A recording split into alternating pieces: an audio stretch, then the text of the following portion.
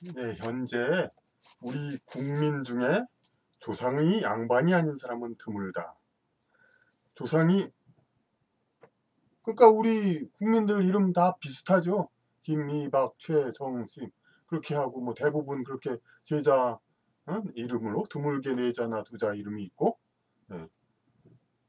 전부 양반입니다. 조선 저기 족보를 거슬러 올라가면은 그 중에는 족보의 시조가 고려 시대쯤에 중국에서 온 경우도 많다. 그러니까 김씨 박씨는 좀 아닌 것 같은데 이제 그 상당수 이제 송씨 무슨 이래 정씨 이런 경우는 그러니까 중국의 그 춘추 전국 시대의 그 나라 이름에서 비롯된 예, 그런 이름도 많이 있습니다. 중근대 역사 시대에도 그러한데 이전에는 더 많은 사람들이 이주가 있었으면 명백하다. 그러니까 어느 성씨들의 이제 시조는 고려 때 이제 망명원, 송나라에서 망명원 누가 시조다 뭐 그런 경우도 많이 있죠. 근데 여기서 그런데 특히나 조선시대 때 상민들은 어, 남자들 능력이 좀 안 좋으면은 아예 뭐 40, 50대 들어 장가 못 가고 말았죠. 예, 그러고 있나 머슴으로 그냥 일만 하고 그 양반들은 어? 아내에다 첩에다가 뭐 기생 쪽에 이제 뭐 그쪽은 양반이 됐을지 안 됐을지 모르지만 어쨌든 정신 다 이어받았죠. 서자 차별을 받았다 하더라도 그리고 이제 갑오경장 뭐 전후에서 차별이 없어지면서도 오히려 그냥 그 차별이 없어졌다고 해서 그 사람 체면 때문에 전부 이제 양반 성씨로 바꿨다고 그런 설도 있습니다. 그러니까 어쨌든 뭐 지금 와서 그거를 뭐 그러니까 어떻게 따져본다 이런 것 자체가 우스운 거죠. 그러니까 조상은 다 거의 다 지금 와서는 조상들 따져보면 다 양반들이죠. 근데 이 말은 또 뭐 그게 거짓말이다 뭐 그렇게 뭐 하는 비아냥도 될 수 있지만은 뭐 달리 보면 거의 다 진실이라고도 볼 수 있습니다. 좀 이제 그 잘 살고 우월한 이제 어떤 족속들이 전체를 점유했다 이거죠. 그러니까 그 일부 이제 소수민족 이제 그런 쪽의 출신으로 한국에 들어온 사람은 대부분 이제 자손을 많이 안 남기고 이렇게 혹은 숨기고 하기 때문에 별로 남아 있지가 않았죠. 근데 이제 이것을 이제 일반론적으로 얘기합니다. 원시 시절에는 대륙의 경쟁이 대륙이 경쟁이 치열했기 때문에 강한 종족이 살아남고 섬이나 반도 등 외진 곳에는 경쟁이 없이 자라온 약한 종족이 살았다. 후에 대륙의 지배계층에서 밀려난 세력이 새로운 곳에서 지배자의 자리를 유지하기 위해 외진 곳을 점령하곤 한 것이 인류의 보편적 역사이다. 그러니까 드디어 또 지도를 그리게 됩니다. 그 필기구를 어디다 뒀는지 여기다 뒀습니다.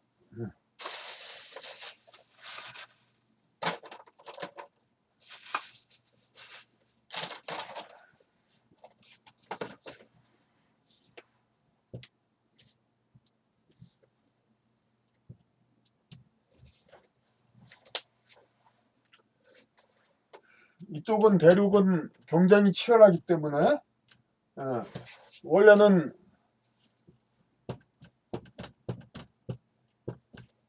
이렇게 여러 나라들이 서로 경쟁했습니다. 그러다가 이 중에서 가장 강한 나라가 그 중원을 점령하고 다른 쪽은 이쪽에 복속하게 되죠. 이제 그런데 여기 복속한 나라가 이쪽에서는 어차피 이 아래에 있으니까 좀 거리가 떨어진 곳에 가가지고 그러니까 이쪽에 가가지고 여기서 지배계층 자리를 새로 차지하자 이거죠. 그 이야기를 다룬 것이 바로 이 환웅천왕의 나라 이 이야기이기도 하고요. 근데 여기서 좀 특별한 얘기, 우리가 쉽사리 상상하지 못했던 얘기가 나옵니다. 와신상담의 고사로 유명한 춘추시대 오왕과 월왕은 저들의 나라가 있고서도 중원을 회복하기 위해 계속 노력을 했다. 263페이지. 오나라 월나라가 뭐 어딥니까? 오월동주라는 말이 있듯이 이렇게 그 서로 원수가 됐던 나라죠. 근데 그 오나라 월나라는 이쪽 지금 이제 강수성, 절강성 이쪽 부분에 있는 나라들입니다. 예. 오나라 월나라. 그런데 그 월왕구천이라는 이제 중국 드라마를 통해서도 나오는데 예, 월왕구천이 오왕부차에게 이제 와신상담, 그러니까 복수를 한 거, 그런 이야기죠. 근데 월왕이나 오왕이나 이 중원을 이렇게 자기네가 다시 점령하는 것을 목표로 삼고 있습니다. 왜냐하면은 여기 나옵니다. 그들은 본래 중원의 지배계층이었으나 밀려나서 동남쪽이 비교적 미개한 지역으로 옮겨와 지배자의 위치를 차지하고 있었다. 이렇게 얘기합니다. 그러니까 그 오왕이나 월왕이나 둘 다 이쪽의 토종 민족이 아니라 이 중원의 민족이었다가 여기서 싸움에서 밀려나 이쪽으로 와가지고 상대적으로 미개한 곳인 당시로에는 미개했죠. 춘추 전국 시대에 그때에는 그쪽으로 와서 왕노릇을 한 겁니다. 그런데 이 밀려났으니까 다시 그걸 되갚으려고 다시 중원의 패자가 되고 싶어 했던 것이 이 오왕과 월왕 마찬가지죠. 그런데 이 환웅천왕 같은 이제 한반도를 지배한 족속도 결국 이들 중에 하나라고 역시 볼 수 있지만 이들은 이제 거리가 떨어져 있기 때문에 이런 생각을 이렇게 하지는 못했죠. 하여튼 그런데 이렇게 오왕과 월왕이 이렇게 중원에서 밀려 나와가지고 이쪽을 지배했듯이 한반도 또한 크게 다르지 않고 일본 또한 그렇습니다. 그렇다는 것이 과거의 역사입니다. 근세 일본의 대륙 침략도 일본의 지배계층의 뿌리가 대륙임을 고려하면 마찬가지이다. 그러니까 결국 이렇게 중원에서 밀려나서 오나라 월나라로 그 남쪽에서 그 당시로는 외지죠. 거기서 이렇게 왕노를 했다 하더라도 그 미련이 남아서 다시 이쪽으로 가고 싶어 했던 것이죠. 근데 앞서도 우리가 그런 얘기를 했었죠. 그러니까 한 세대라든지 뭐 100년 좀 더 지나고 나면은 뭐 100년이나 1000년이나 마찬가지다. 그러니까 그 쌓인 그 원한이나 여한이라고 보죠. 누구 특정인에 대한 원한이라기보다 여한이 있는 거죠.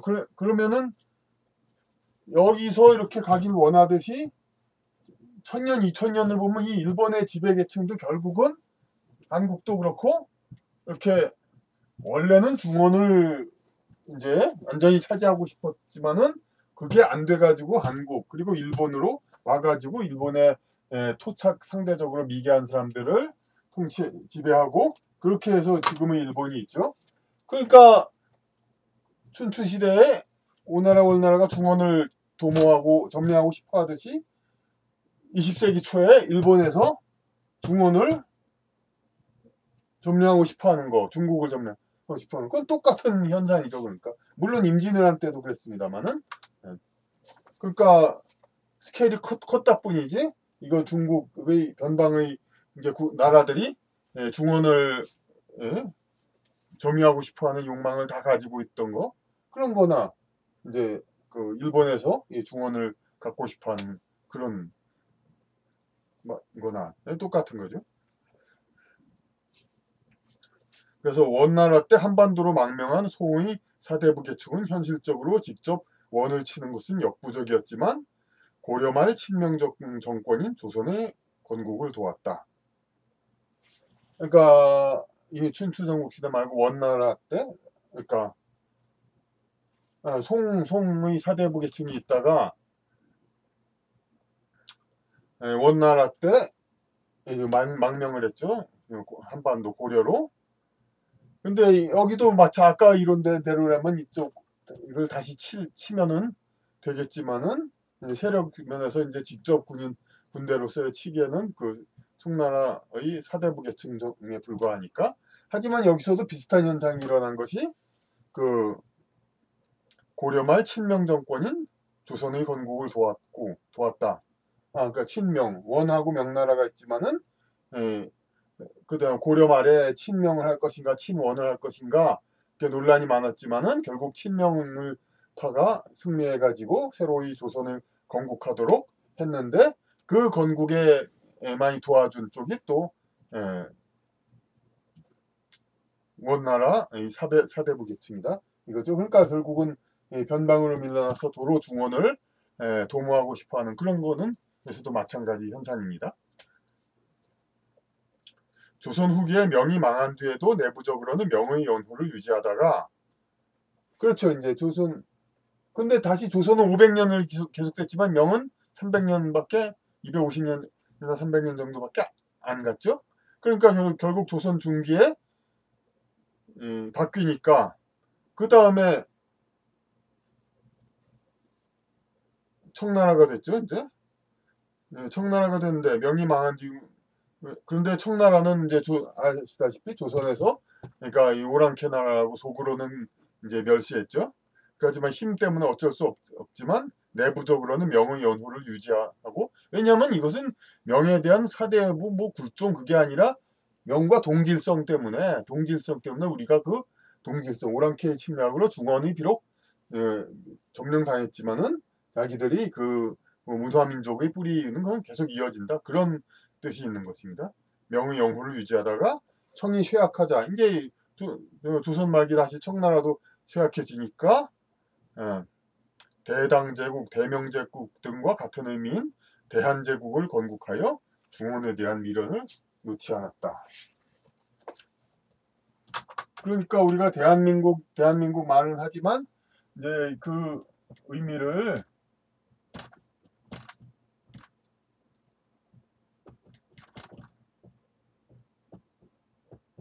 잘 살려야죠. 뭐냐면 이제 그 우리는 일본 두 글자지만 우리 한국이라고 하죠. 딱 한 글자. 우리나라의 글자는 하나죠. 그냥 사실 의미하는 건 대한민국이라지만 다 나머지는 다 그냥 일반적인 얘기들이고 이 글자 하나입니다. 근데 이 한 글자로 된 나라는 춘추 전국 시대에 정나라, 노나라, 제나라 이렇게 해서 한 글자로 나라들이 있었죠. 근데 지금 진나라에서 통일되고 그 한나라가 됐죠. 근데 그 이후로는 어떤 그러니까 중국의 지방 이름에 글자 하나로 된 거 하나도 없죠.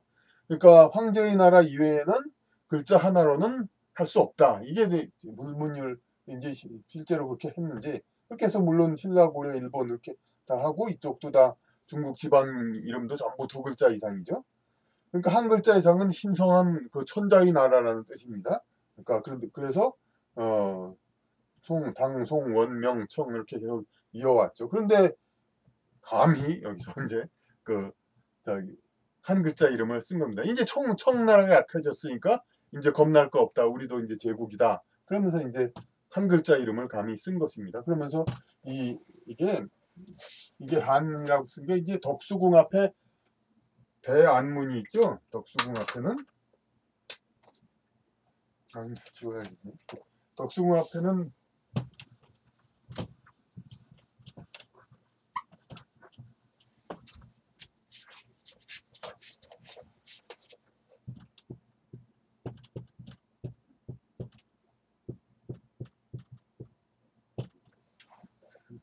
대한문이 있는데 원래 이름이 대안문이었는데 그것이 이제 중국의 천안문보다 한 등급 아래라는 뜻으로 그냥 대안문. 중국은 하늘천, 천자의 나라니까 천안문이고 우리는 이제 대안문입니다. 그런데 이것을 고종이 어떻게 바꾸라고 했냐면 천안문으로는 못하니까 대한문으로 바꿨습니다. 그러니까 사실 대한제국 이걸 쓴다는 건 물론 사만을 할 때 이렇게 쓰기도 하지만은 뭐 이렇게 하기는 참 너무 좀 그러니까 좀 뭐하니까 그렇지만 사실상 의미는 같은 거죠. 우리 스스로 한강도 이거고 북한산도 이 한자고 그리고 우리가 양약을 대신에 한약도 원래는 이게 맞는 거고 이것도 다 그러니까 그 어떤 문화의 전통을 가진 그런 쪽을 지칭하는 말입니다. 그러니까 결코 우리 민족과 거리가 있는 단어가 아닙니다. 서울도 당연히 한성이고. 예.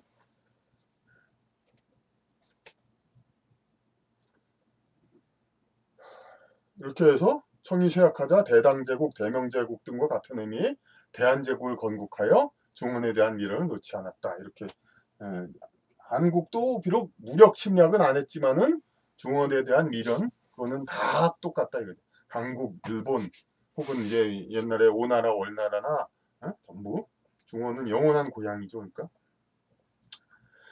한국의 민족주의자들은 그런 얘기들이 있죠. 그러니까 반도에서 건너간 늠름한 침입자들이 섬에 가서 왜소한 일본 원주민을 정복하고 지배했다는 말을 즐기지만, 그러니까 당시 그 김산호 선생의 대주신 제국사라는 책, 그 그림책이죠.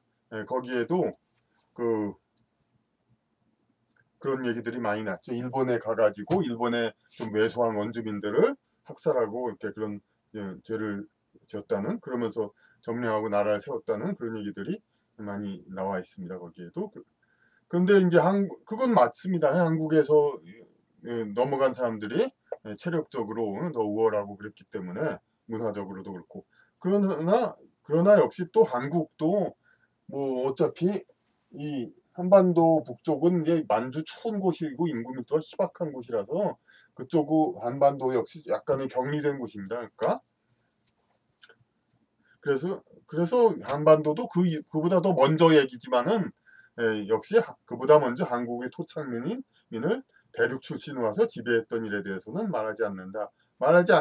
않는데 사실은 그렇게 되는 거죠. 그러니까 굳이 이렇게 환웅천왕 이야기하면서 아주 고대의 얘기를 하지 않는다 하더라도 우리 저기 삼국사기에 나오는 그 김유신과 뭐 그런 김춘추 이 사람들의 어떤 그 뿌리를 얘기할 때도 다 그 조후 금천씨라고 해서 이제 중국의 고사의 그런 거기서 뿌리가 있다 이런 얘기를 다 합니다. 그러니까 삼국시대 고대 국가의 체계가 성립되면서 한자를 쓰고, 그러니까 그 신라 우리 공부할 때 그저 전에는 거서관, 차차홍, 이사금 막 그러다가 지증왕 때인가 이제 중국식으로 왕이라고 했죠. 우리는 어릴 때는 섭섭해했죠. 그러니까 이런 거서관, 차차홍, 이사금 그런 멋진 우리말 놔두고 어떻게 왕이라고 했나 그랬는데 어쨌든 간에 그것은 이제 중국식의 그런 그 지배 체제가 자꾸 도입이 되니까 그런 거죠. 근세까지 지배 계급인 양반들은 한문을 공식으로 쓴 것은 이에 따른다. 그러니까 한문을 공식으로 우리가 조선시대 초기에도 썼고 물론 고려에도 썼고 조선시대에도 양반들 계속 썼죠. 그런데 한글 그냥 찬양하는 사람들은 우리 민족이 우리 글이 없어서 한자를 빌려 썼다 그런 얘기를 합니다. 아니 세상에 한자 글자 만드는 게 뭐가 그렇게 어렵나요? 그 뭐 몽고, 거란, 뭐 여진 뭐 다 글자들 있습니다. 중국 소수민족에서 다 글자들 있어요. 예? 그런데 왜 그럼 한국은 뭐 그 사람들마다 못한 나라라서 민족이라서 일본도 참 일본의 유명한 겐지 모노가타리라는 거 있죠. 뭐 영어 그 물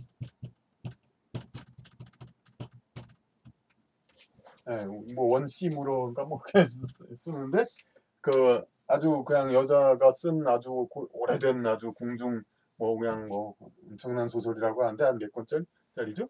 그런데 이게 우리나라로 치면 고려 시대 그러니까 그냥 1000년 전에 그러니까 일본이 더 문학이 발달하고 그랬던 것입니다. 그러니까 뭐 괜히 그냥 우리 선입관으로 뭐 그렇게 볼 것도 없고 그런데 그러니까 일본은 어쨌든 가나가 그저 옛날부터 있었단 말이에요. 그러니까 자기네 소리 글자가. 근데 우리는 없었다. 그럼 우리가 일본보다 못해서 그러냐? 그거 아닙니다. 그러니까 우리는 이두로 어쨌든 한자를 중심으로 그거 다 우리말을 표기해서 썼던 것이죠. 다 우리 나름의 방법으로. 그러니까 불편한 게 없었고 그것으로.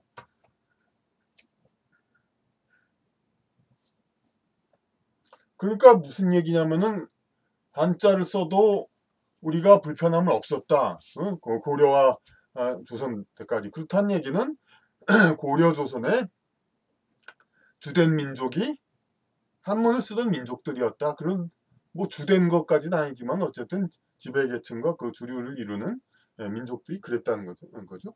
백제 그러니까 신라가 언어가 제일 그래도 가깝고 백제의 언어는 좀 중국어와 같을 거라는 또 얘기도 있습니다. 그러니까 그런 식으로 그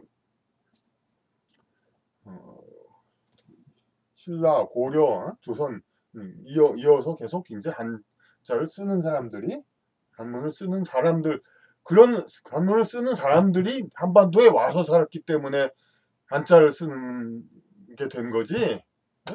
그 한국 민족이 능력이 부족해서 자기네 글자를 못 만들어서 한자를 빌려 쓴 게 아닙니다. 한자를 쓰는 사람들이 한반도에 왔기 때문에 그런 것이죠. 그리고 또 언어가 다르다고 하지만 이 중국어에도 그 지방마다 많이 다르고 이렇게 전미사나 뭐 어떻게 말이 어미가 변하는 거 그런 것들은 많이 있습니다. 그런데 다만 중국어는 한자는 이제 그것을 표기하는 방법이 발달 안 됐기 때문에 점차 많이 사라진 거죠. 중국어는 좀 이렇게 딱딱딱 그냥 그런 이제 그 모듈화된 언어죠. 중국어는 그러니까 이 규격화에 딱딱 맞춰져 가지고 어미 변화라든지 그런 게 없고 그러니까 외국인들이 다 외국인이라기보다 주변에서 배우기가 쉽습니다. 중국어는 그러니까 더 많이 퍼진 것이고 근데 한국은 이제 떨어져 있으니까 이게 중국어의 영향을 덜 받은 거죠. 이제 그런 한자어나 그런 거는 쓰되 그러니까 근데 중국 내에서 한국어 비슷한 언어를 쓰던 종족은 점차 중국어에 그러니까 흡수가 되는 것이고. 근데 이런 것이 어쨌든 결론적으로 보면 토착민의 입장에서 보면 침략이며 탄압이다. 당연히 그렇죠. 이제 그 더 우월한 문화가 그보다 아직 덜 발달한 문화들을 자꾸 이렇게 잠식하고 그 무력 점령뿐만 아니라 문화적인 점령도 많이 있죠. 이것은 토착민의 입장에서 보면 침략이며 탄압이다. 세계 곳곳의 문명은 각기 개성이 있으며 존중될 권리가 있다. 당연하죠. 그러니까 그러다 먼저 발달하여 힘을 더 가진 쪽에서 아직 힘을 덜 가진 쪽을 침략하여 기존의 문명을 파괴 및 소멸시킨 사례는 많이 있다. 그러니까 가장 근대에 서양 문명이 지금 우리에게도 많이 그러니까 들어와 있듯이 근세 서양 문명의 세계 지배 이게 이미 있고 가장 가까운 이전에 이미 고대 동양 대륙 문명은 한반도의 고유 문명을 유린하였다. 그러니까 그 중원에서 이제 한반도와 일본 다 이렇게 하듯이 그 한반도 일본 중국 대륙에서도 그 다시 써야겠네요.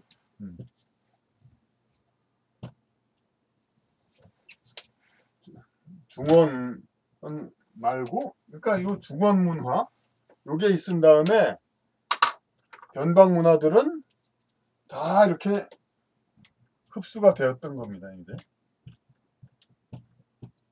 다만 이쪽은 거의 뭐 동일하게 이쪽은 동일하게 흡수됐지만 이쪽은 조금 다르게 흡수됐죠. 그런데 어쨌든 흡수되면서 이렇게 한자 문화가 이렇게 쫙 이렇게 퍼진 거죠. 이쪽까지.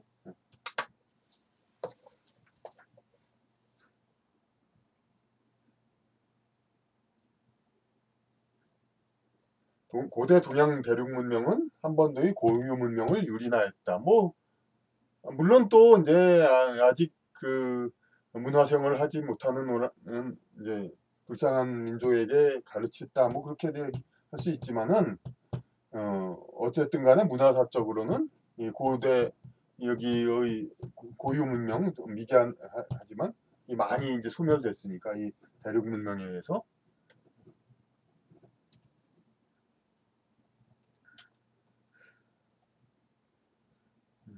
한반도의 이미 고대 대륙 문명은 한반도의 고유 문명을 유린하였다. 옛날에 이미 그런 일이 있다 이거죠. 정복자들은 토착민들로 하여금 제대로 된 자신들이 글을 만들 기회도 1500년간 빼앗아왔다.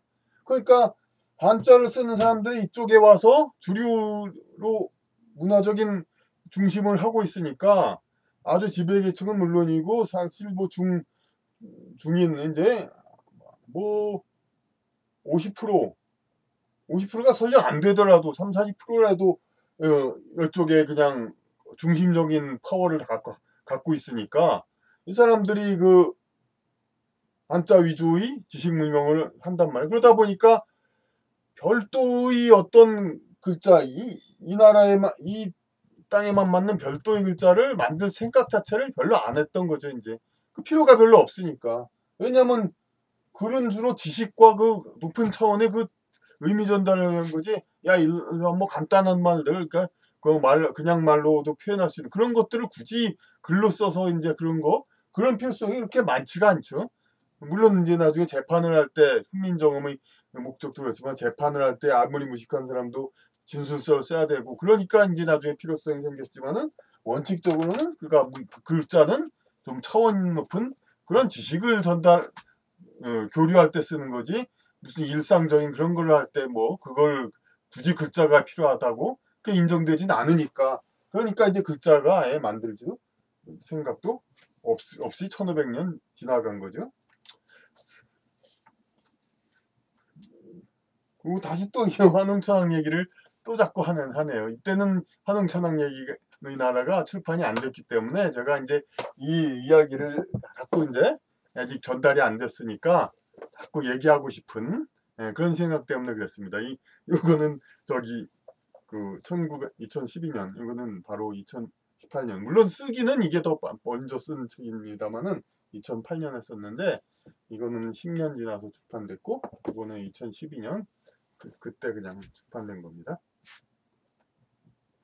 그래서 그 다음 얘기 환웅이 처음 삼천의 군사를 거느리고 한반도를 지배하러 왔을 때 정복자들은 톡창민들을 저들의 취향에 맞추려고 마늘이 뭔지도 모르며 원시 채집 생활만 하던 미개민족에게 마늘이 건강에 좋다며 억지로 권하면서 웅족, 곰의 족속과 호족, 호랑이를 저희 족속, 곰을 토템으로 하는 혹은 호랑이를 토템으로 하는 그 여왕에게 웅족과 호족의 여왕에게 마늘을 잘 먹으면 받아들이겠다고 충성 경쟁을 시켰다. 바로 이 얘기를 그냥 하고 있습니다. 토굴에서 마늘 먹기를 시험받으며 고생 끝에 합격한 웅족 여왕은 환웅에게 몸을 바쳐 자기 종족을 구했지만 이제 그 곰나라 이쪽 여왕은 이제 그 환웅에게 자기를 바쳤죠. 그렇지만은 호랑이 호족 여왕은 그 반항 힘이 있어가지고 결국에 이 결과는 어떻게 그 단군 신화 뭐 강조하고 막 그런 사람들 얘기하잖아요. 이제 그 곰 족속은 이제 환웅 단군의 나라가 됐지만은 호랑이 족속 이쪽은 사납기 때문에 안 됐다 그런 말을 하기는 하죠. 하지만 확실히 노골적으로 얘기하지는 않죠. 근데 확실한 그냥 뻔한 거죠. 이제 그러니까 환웅에겐 몸을 바쳐 자기 종족을 구했지만 탈락한 호족 여왕과 그 백성은 노예 신분으로 격화되거나 몰살되었다. 이렇게밖에 예정 추정이 안 됩니다. 이러한 오래전의 역사도 근세의 일제지배나 동학혁명과 다를 바 없이 오늘날 업보 현상으로 나타난다. 야, 이것도 똑같은 업보다 이거죠. 그러니까 먼저 누차 주장했듯이 100년 전이나 1000년 전이나 마찬가지다. 5000년 전이다. 근데 우리는 복합적인 문화 속에 놓인 형편을 비관해서는 안 된다. 그러니까 우리가 단일 민족 그냥 우리 그 얘기들 그것만 계속 있는 줄로 알았는데 알고 보니까 아니 뭐 천천히 논리적으로 이성적으로 따져보니까 우리 나라도 다른 나라와 다를 바 없이 그러니까 그 원래 있던 좀 상대적으로 미개 민족이 있고 그 다른 민족이 와가지고 그것을 쳐부숴가지고 점령하고 한 나라 침략의 산물이죠. 그러니까 오히려 이거는 특별한 얘기가 아니야. 마르크스주의 거기에서도 나오죠. 국가는 계급투쟁의 산물이라고?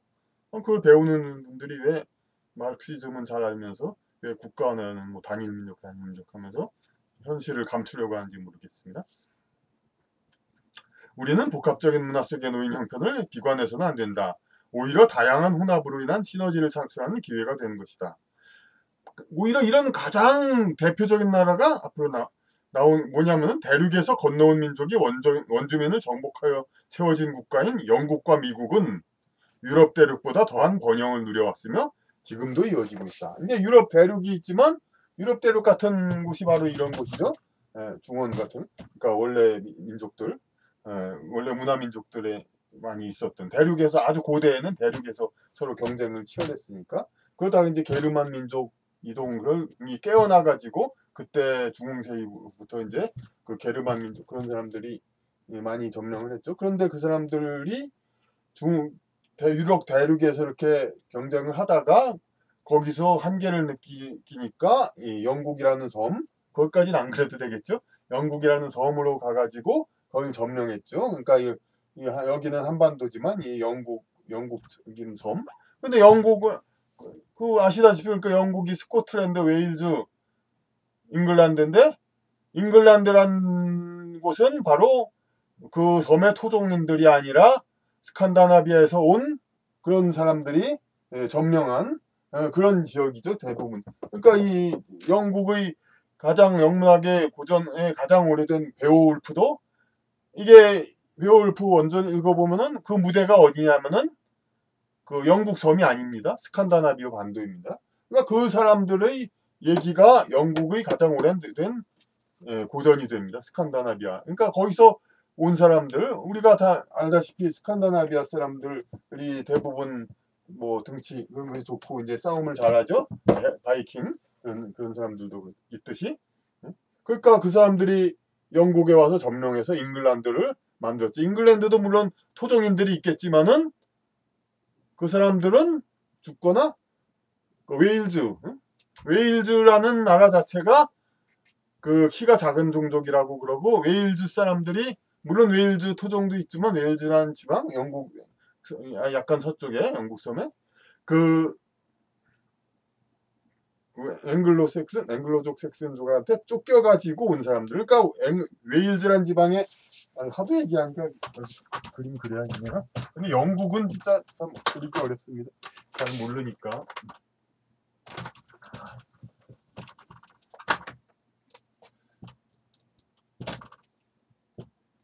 여기 프랑스 유럽 대륙이고 영국이고 아일랜드죠.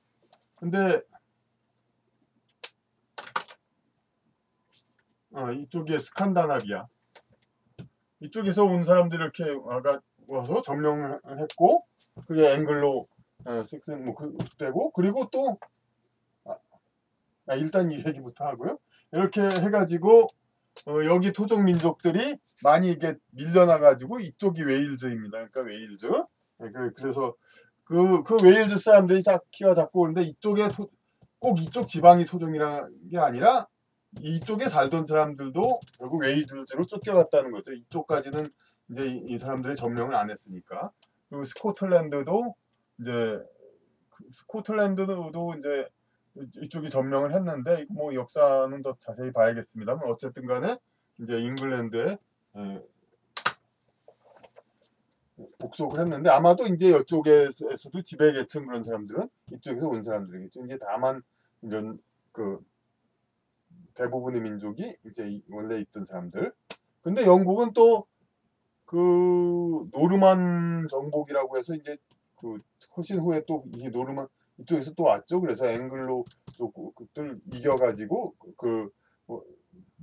이제 그 라틴 그런 언어들이 많이 영국으로 들어왔죠. 그런 노르만 정복이라고 해서 나중에 그래서 그걸 계기로 더 문화 국가가 됐고 이제 그런데 이건 하여튼 제가 영국 역사 뭐 이렇게 뭐 그러자는 건 아니고 이렇게 전형적인 그러니까 정복 국가죠. 왜냐하면 이 대륙의 내륙 국가 같은 경우는 이제 거기도 물론 이제 지배계층, 피지배층, 정복 피지배는 약간씩은 다 있게 마련입니다만 되게 뚜렷하지가 않죠. 원래 또 자기들 살았던 곳이니까 몽고 지방 무슨 뭐 그런 데도 그렇고 그쪽에 살던 사람은 되게 그렇게 또 그러니까 그렇게 이주를 해온 사람들이 이렇게 뚜렷이 드러나지가 않죠. 근데 하지만 반도나 섬 같은데 그런 데에서 좀 외진 곳들은 외진 곳도 지금은 다 그 지배계층이 생겼고 그 지배계층들은 원래 대륙에서 힘을 길러온 사람들이죠. 그러니까 이 영국이 있는데 이 영국 사람들은 또 그 재벌은 개 못 준다고 또 나갔죠. 그래가지고 저 멀리 더 크게 해먹었죠. 이제 미국이라는 더 큰 나라를. 그런데 이렇게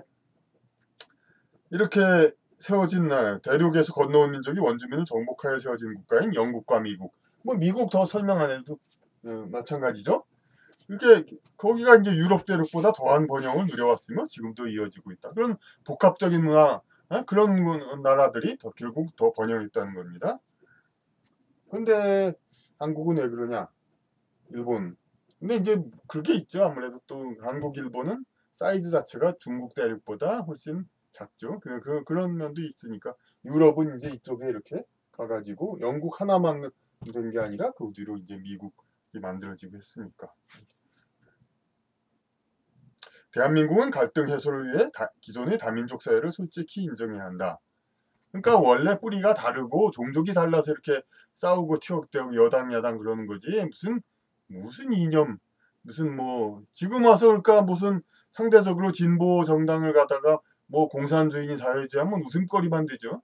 하지만 그들의 존재는 분명히 있죠.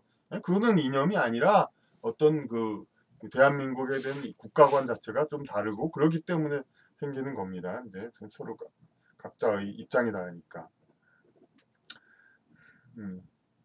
대한민국은 갈등 해소를 위해 기존의 다민족 사회를 솔직히 인정해야 한다. 이건 먼저도 조금 얘기했죠. 그러니까 서로 상대방의 입장을 이해하고 그래야 이제 갈등이 해소된다.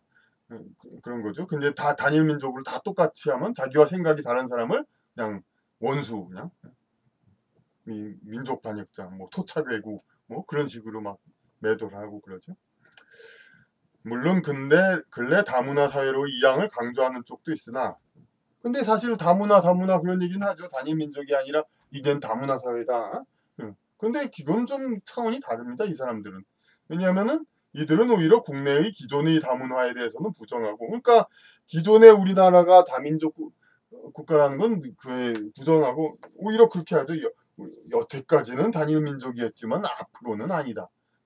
그런 논리로 얘기하죠. 그런 다문화 주장하는 사람들은 대한민국이 단일 민족 국가라는 전제하에 근데 이 사람들이 특히 좋아하는 곳은 어디냐면 다문화 하는 사람들이 동남아, 이슬람권 등 비한자 문화권의 문화 수용에 적극적을 보이는 쪽이므로 해당되지 않는다. 그러니까 우리 대한민국의 전통 문화 그런 건 좀 이질적인 그런 이제 동남아 이슬람권 왜냐면 이제 그 우리 나라 자체에도 좀 이제 그 한자 이외의 그런 뭐 한자권을 벗어나서 이런 이제 만주 몽고식의 그런 비한자 문화권 나라로 우리나라를 만들려고 하지만 워낙 이제 동아시아에서 이제 중국, 한국, 일본의 그 한자 문명에 대해서 북방 그 민족들의 그 비중이 너무 작지요.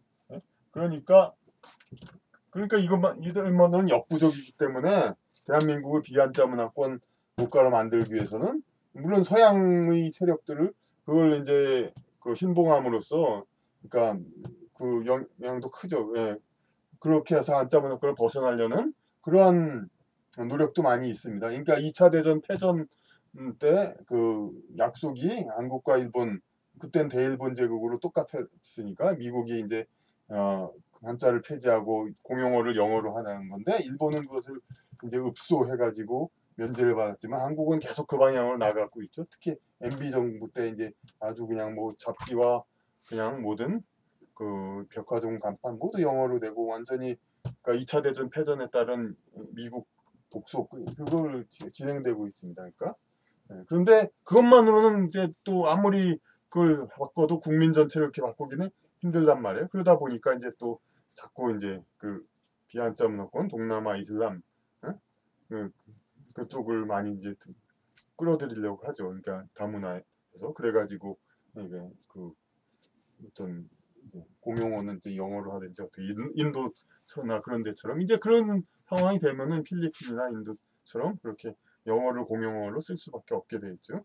지금 시대에 무슨 한자를 공용어 쓰겠다고 그 사람들을 가르칠 수는 없죠.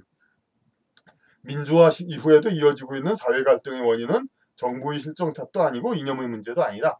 그러니까 이제 더 이상 이 정권 교체도 여러 번 했으니까 더 이상 뭐 어느 정부 탓도 이제 좀 그만합시다 이겁니다. 이제 이념의 문제도 아니고 수천 년간 쌓여온 한반도 내의 민족 갈등이다. 한반도 내에 다른 뿌리가 다른 사람들끼리 갈등입니다. 그게 쌓여온 전쟁에 쌓여온 그런 거기 때문에 이유 없이 미워지고 이유 없이 싫어지고 그런 겁니다. 한 세기 전까지 세계의 어느 지방 이상으로 노골적인 신분 제도를 지켜왔던 나라가 아니 우리나라 옛날 얘기 뭐 옛날 어떤 뭐 갈등 얘기만 하면 다 그냥 뭐 신분 차별 얘기하죠. 신분 차별이 뭡니까? 부모 혈통 등대로 차별을 한다는 거 아닙니까? 그 미국에서 흑인 백인 노예 흑인 노예 해놓고 백인 주인 집하고 차별이 있죠. 그건 혈통이 다르니까 다른 걸로 차별하는 거죠. 그 신분 차별이 확실한 거예요. 주인과 노예가 되는 건. 마찬가지로 이런 건 그렇게 혈통에 따른 신분 차별을 했다는 것은 뿌리가 다른 부류들이라는 겁니다. 단일 민족은 무슨 단일 민족. 물론 또 이제 뭐 역사책 보면 어떤 이제 그 역적질로 몰려가지고 다 폐해서인데 해가지고 뭐 그럴 경우도 많이 있습니다만 그 경우가 또 얼마나 또 많겠습니다. 이게 뭐 이렇게 주된 어떤 출발은 어쨌든 출발은 어떤 그 뿌리가 다른 거 서로 좀 외모상으로 다른 그런 사람들이 였기 때문에 그렇습니다. 사실 지금은 오히려 좀 안 일부러 그걸 피하려고 요새 드라마나 영화는 안 그럴 것 같습니다만 한 20년, 30년 전에 만들어진 영화나 드라마 그런 데서 양반하고 그 상민 나올 때 외모 조금 다르게 이제 표현했죠. 예, 그것도 다 그 이유가 있는 겁니다. 그래서 한 세기 전까지 세계의 어느 지방 이상으로 노골적인 신분 제도를 지켜왔던 나라가 이 한반도의 나라인데 예? 신분 제도가 있으면서 그 사실은 다들 인정하면서 신분 차별이 있었다는 건 단일 민족이니 한 핏줄이니 운운하는 것은 모순이다. 문화 정책의 다양화는 민주주의 사회의 안정을 위해 필수적이다. 그러니까 과거의 상류층의 문화나 하류층의 문화나 다 같이 인정하고 다 해야 된다 이거죠. 근데 어느 쪽이 이기는 걸로만 생각을 하죠. 그러니까 과거에 한 문화 그게 지배를 했다. 그럼 지금은 이제 오히려 세상이 뒤집어졌으니까 그냥 한글 전용 오히려 영어만으로 문화를 하겠다. 이렇게 자꾸 억지로 이렇게 하죠. 그러니까 상대적인 소수 그 집단이 이렇게 우리나라 문화 전체를 이렇게 바꾸려고 하는 그런 것가 있습니다. 그래서 한반도의 여러 민족 왜 따옴표를 했냐면 우리는 공식적으로 다민족 국가가 아니기 때문에 공식적으로 인정 안 하죠. 중국이나 그러니까 미국은 인정하지만 미국은 인종으로서 인정하죠. 각기 고유의 수천 년 전통을 지키며 저들 나름대로의 삶을 살 권리가 있다. 이게 스타일이 다른 한국 내의 여러 부류들은 좀 지 스타일대로 잘해야죠. 이제. 근데 문제는 지금도 그렇습니다. 이제 이들 여러 부류들이 한국 내에 여러 부류들이 있는데 옛날 버릇을 아직도 놓지 않고 있는 것입니다. 어느 한쪽이 집권하면 그들만의 가치관을 전 국민에게 강요하면 결코 물질로 회복할 수 없는 불행이 온다. 그러니까 뭐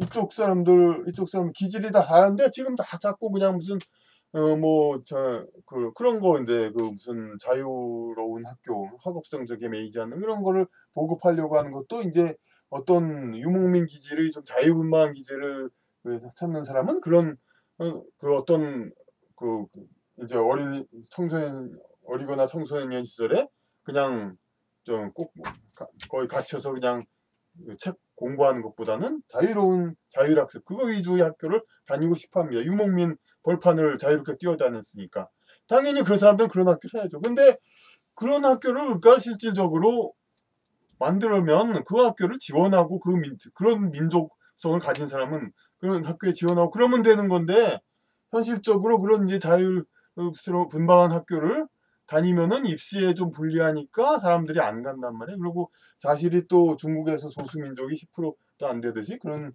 실제로 그런 쪽을 선호하는 종족은 한국에서 한 10% 정도 되죠, 이제. 근데 그 사람들이 그런 걸 하면서 그런 사람 나름대로 이렇게 살 권리를 줘야 되는데 또 입시 위주의 또 엘리트, 학업성 양성 과정, 그러니까 학업성적 위주의 그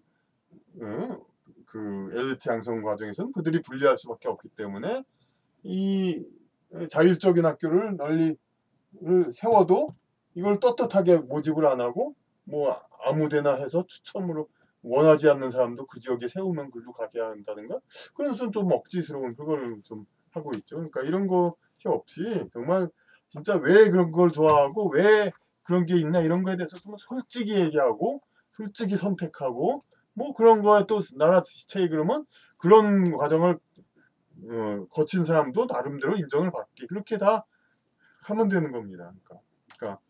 그러니까 그 학업 성적에 의해서 이렇게 엘리트 양성을 하는 거는 이제 문화 민족 좀 그런 문화 중심 민족의 거기에만 맞춘 제도죠, 사실. 그러니까 다른 숨통도 약간 태워놓는 필요도 있습니다. 그러니까 그런데 문제는 이 학업 성적에 의한 그거 자체가 얘가 무너뜨리려고 하니까 다른 기질의 사람들이 이런 기질의 사람들을 그러니까 그걸 그러니까 문제입니다. 그러니까 그 학업성적으로 그러니까 양성하려는 민족들이 이렇게 있다면은 그거 아닌 민족도 있고 근데 이걸 조화를 시켜야 되는데 이쪽이 이제 박정희 시대가 평준화 이전에는 이쪽이 완전히 장악을 했기 때문에 이제 초등학교 졸업할 때부터 이렇게 기원봐가지고 엘리트 양성 철저한 학업성적 능력으로 엘리트 양성을 했죠. 하지만 이후에 이런 쪽 이제 소수민족 지배 그런 게 자꾸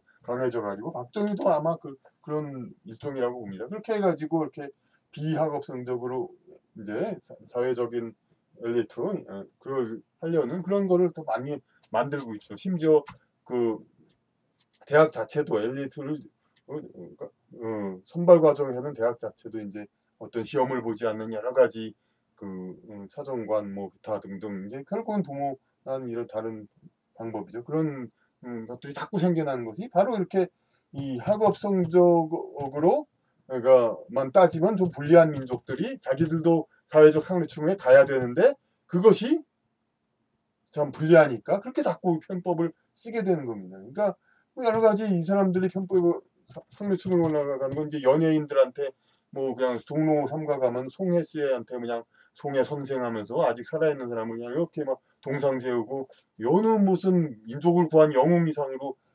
그러는데 이런 것도 연예인들을 마치 그 어떤 학자 지도 정치가 이상으로 이렇게 영웅시하는 것도 결국 이런 부류의 사고방식이죠. 이제 조선시대 때 저기 그 이런 소수민족에 해당하는 사람들이 주로 이제 남사당 놀이패라든지 그런 이제 그런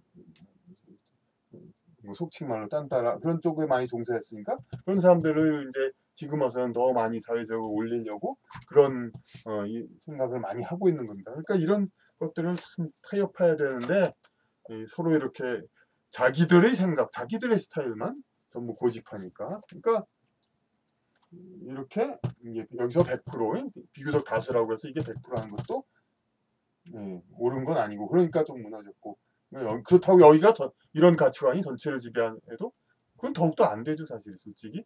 그러니까 이런 조화가 있어야 됩니다. 다시 읽겠습니다. 한반도의 여러 민족은 각기 고유의 수천 년 전통을 지키며 저들 나름대로의 삶을 살 권리가 있다. 그런데 어느 한쪽이 집권하여 그들만의 가치관을 전 국민에게 강요하면 결코 물질로 회복할 수 없는 불행이 온다. 물질로 회복할 수 없어요. 그러니까 민족 자체의 어느 한 그 다양한 그 문화 자체가 무너지니까 전제군주가 사회가 아닌 민주사회에서는 통치계층의 문화적 가치관을 모두에게 강요하면 안 되는 것이다. 예, 이게 여기서 이게 민주사회가 뭡니까? 민주사회. 그러니까 그 중국에서 과거 송나라, 원나라, 명나라, 청나라 내놨습니다. 그건 다 독재자죠. 전제군주. 그래서 송나라 때는 물론 이제 그 사대부 그런 이제 학문적인 가치관 게 전체를 지배했고 원은 뭐 이 사람들 이용은 했지만 어쨌든 원나라 이거 유목민 그런 거가 했고 다시 명, 청 이렇게 했는데 이 청나라 때 다시 또 이런 그런 사람들의 가치관이 그러니까 이 사람들이 청나라는 특히 어떻게 했습니까? 그러니까 학문적으로는 대륙을 지배를 전체를 못하니까 자기네 그런 도저히 예? 원나라도 물론 그렇지만은 이제 그 변발이라고 해서 자기네 풍습을 전 중국인에게 강요를 했죠. 그거 안 하면 왜냐하면 이제 그 자기네 풍습을 전부 강요하고 그러니까 학문적으로는 자기네는 그걸 통치하고 관리할 수 있는 그런 학문 체계가 없으니까 할 수 없이 한족의 그걸 썼지만은 그걸 이외에 그냥 어? 머리 닦는 그런 풍습을 전 국민한테 전 사람들한테 강요를 했죠. 그러니까 이런 게 근데 민주사회에서는 통치계층이 문화적 가치관을 모두에게 강요하면 안 되는 것인데 그런데 지금 우리나라가 그게 없냐 다양화해서 그렇지 않습니다. 그러니까 그뭐 보면은 그래요. 지금 통치계층은 어느 정도 진보적이죠. 그러면 김대중 정부 때도 그랬습니다. 그러니까 여자한테 어떤 잘해야 한다 그런 거 가지고 그냥 뭐 성적인 그런 거에 대해서 그냥 굉장히 그냥 젠더 이슈를 자꾸 끄집어내 가지고 막 그렇게 그 젊은 층과 뭐 남자들과 여자를 탐욕의 대상으로 보지 말고 인격적으로 대해라. 물론 좋은 이거 맞는 말이죠. 하지만 그리고 지배계층 그 진보적인 성사상을 모든 그냥 민중 그냥 그런 사람들이 무지랭이들이 다 따르라고 하고 그걸 따르지 못하면 죄인으로 잡아가두나. 이거는 뭐 난 놓고 기억점을 놓으면 잡아가둔다라는 말이나 마찬가지죠. 그런 거는 민주사회가 아닙니다. 다 자기의 입장에 따라서 자기의 그 개성에 맞게 남에게 큰 문제가 되지 않는 한 그게 이제 이루어져야 되는 겁니다.